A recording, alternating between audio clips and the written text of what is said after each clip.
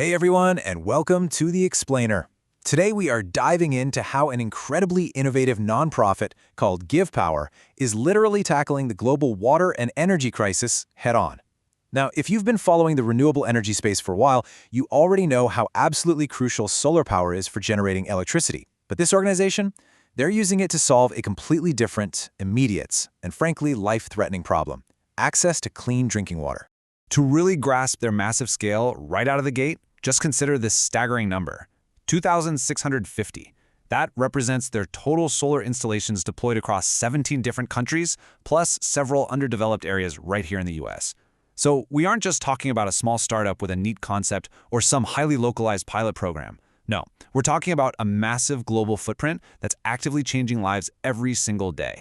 Okay, let's jump right into Section 1, the origins of GivePower. To truly understand where they're going and the impact they're having today, we have to look at how their mission was built. Tracing their history back a bit, GivePower was actually co-founded in 2013 in California by Hayes Barnard and Lyndon Rive. Originally, it was set up as the nonprofit branch of SolarCity, and their initial focus in 2014 was pretty simple but really powerful. For every megawatt of solar that SolarCity installed, GivePower would provide solar-powered lighting to one school that lacked electricity. Fast forward to 2016, and right before SolarCity officially merged with Tesla, GivePower spun off into its own independent organization, with Hayes Barnard staying at the helm as president. They were stepping out on their own, completely ready to scale up their ambitions. Now, while solar panels usually just mean electricity for lights and appliances, in 2016, GivePower asked a really pivotal question, one that entirely redefined their trajectory.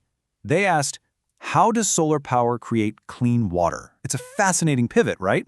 They realized that the immense, sustainable energy they were already harnessing could be redirected to combat one of the world's most looming and urgent threats: the global water crisis.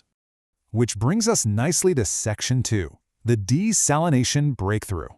This breakthrough required developing and exporting some seriously cutting-edge technology to developing regions that desperately needed a reliable water source. And the setup brilliantly illustrates their technological efficiency. Picture this. The entire complex system of heavy-duty pumps and high-tech filtration is contained entirely within a standard 20-foot shipping container. That's the physical footprint.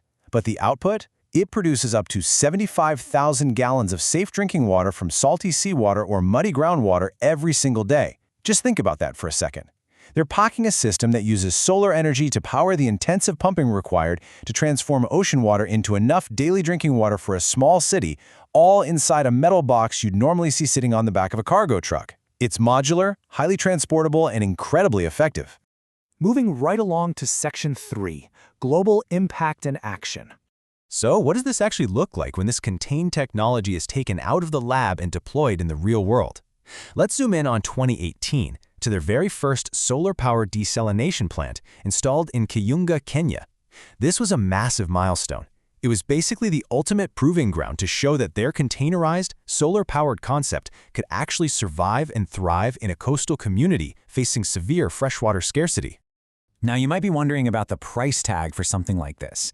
The total cost of this groundbreaking Kenyan project was exactly $500,000. To put that into perspective, that's less than the cost of an average single-family home in a lot of U.S. cities. Yet, it provides a utility-scale clean water facility for an entire region. In the grand scheme of major infrastructure projects, which, let's be honest, usually run into the tens or hundreds of millions and take years of planning, $500,000 is a remarkably lean budget. But honestly, the cost isn't even the wildest part. It's the timeline. It was astonishingly efficient to deploy, taking only one single month to fully construct.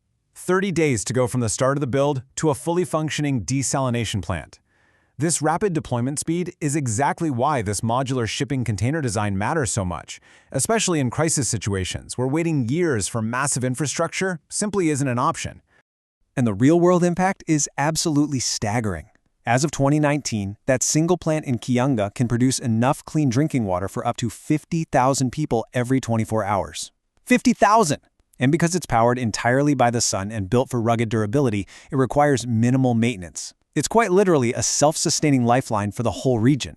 And they definitely didn't stop in Kenya. Their reach is vast and highly adaptable. Operating in incredibly diverse environments globally, they went from that coastal desalination project in Kenya to building a massive solar energy farm at the Standing Rock Sioux Reservation in North Dakota, and then over to deploying another life-saving desalination center in Haiti. They're effectively targeting both energy poverty and water scarcity wherever the need is greatest, totally customizing their approach to the local environment. Which leads us to Section 4, Empowering Local Communities. This is absolutely crucial to their mission. GivePower doesn't just helicopter in, drop off a high-tech shipping container, and then walk away. Their core operating philosophy is best summed up by this quote: "Once installations are completed, GivePower transfers the maintenance and running of them to local communities. They focus heavily on long-term empowerment. They ensure sustainable, human-centric impact by literally handing over the keys and the responsibility to the people who actually live there. They aren't interested in creating some ongoing dependency, they are creating real regional independence." For a prime example of this local partnership model in action, let's look at 2019.